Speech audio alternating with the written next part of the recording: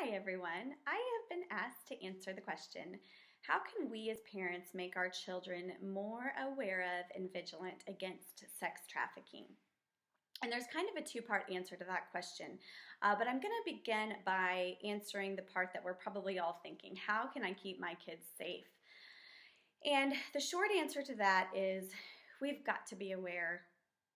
As parents, we've got to know what our kids are doing, especially online, because the internet is becoming the #1 recruitment tool used by traffickers and other predators now.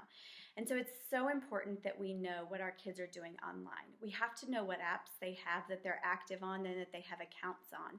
We've got to make sure that their profiles are private. And then beyond that, we've got to talk with them about what they're posting. We have to make sure that they're posting things that don't make them appear vulnerable or objectified or provocative in any way. And then we need to go through their friends and their followers with them. Ask them who these people are. Make sure that they don't have followers and friends that they don't know. Make sure that they have met in person the people that they are allowing into their lives on their social media pages. We've just got to be in their world. We've got to know what they're doing. We've got to keep lines of communication with our children open at all times and talk about the things that they're dealing with. The other answer to this question is we have to realize that sex trafficking is a result of an industry. It's a result of the sex industry. And no industry exists without demand. It's supply and demand, and the sex industry is the same way. And so we have to talk to our kids about the things in our society that are influencing demand, and when I say demand, I'm talking about sex buyers and pornography consumers. And so it is imperative that we talk to our kids about these things. We need to talk to them about the sexualized culture that we live in, a culture that sexualizes everything from automobiles to cheeseburgers.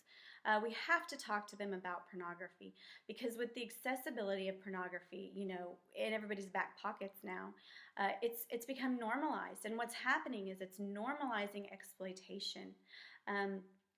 And what our kids deserve to know, what we have to know as parents, is that pornography is just as addictive in its nature as drugs and alcohol. And so it's breeding a whole new generation of sex buyers because of its addictive nature.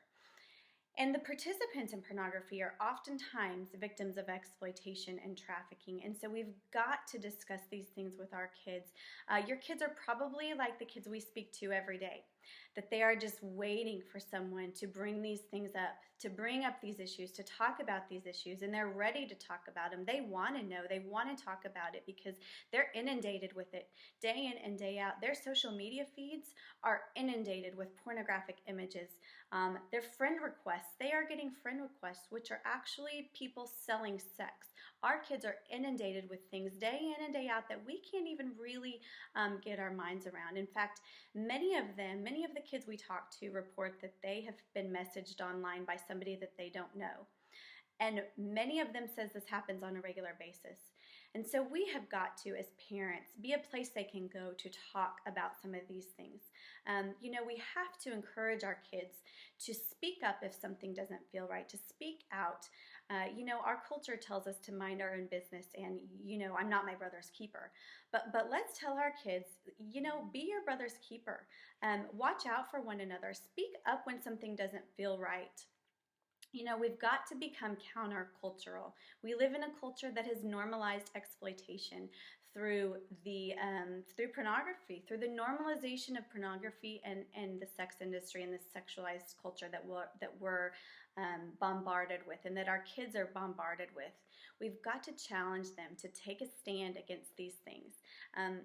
Be countercultural, stand up against the things that other people say are normal and acceptable, and be the change.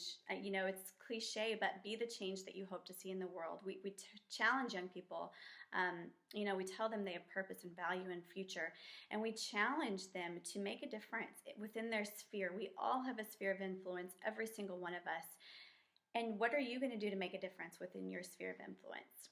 And so, again, in short, to summarize, as parents, be in your kids' world, know what they're doing, know who they're talking to, have discussions with them, keep lines of communication open, because I guarantee you that once you begin to talk about these issues with your kids, they will be eager to talk with you about them as well. Thank you.